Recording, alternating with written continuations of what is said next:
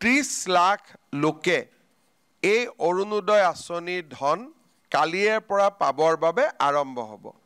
অৱশ্যে বিটিচিৰ সিলেকশ্যনৰ প্ৰক্ৰিয়া এতিয়াও চলি আছে, সেইবাবে বিটিচিৰ হিতাধিকাৰীসকলক পুঁজি দিওঁতে আৰু কিছু পলম হ'ব।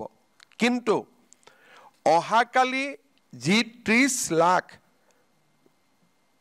আই মাতৃয়ে অৰুণোদয় আঁচনি লাভ কৰিব, এই অৰুণোদয় আঁচনিত আমি আৰু এটা নতুন সংশোধনী আনিছোঁ।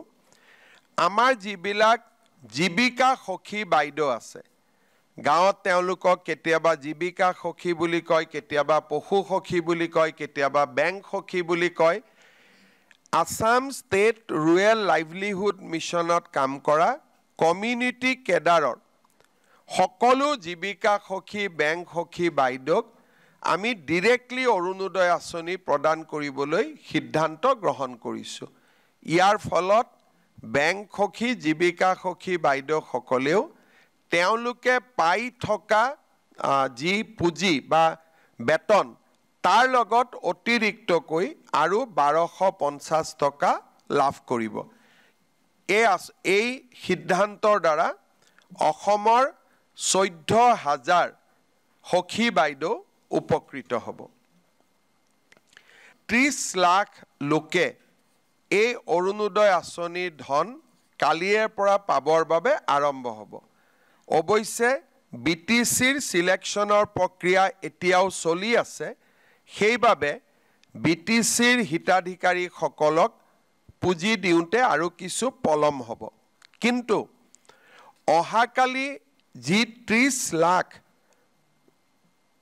আই মাতৃয়ে অৰুণোদয় আঁচনি লাভ কৰিব, এই অৰুণোদয় আঁচনিত আমি আৰু এটা নতুন সংশোধনী আনিছোঁ।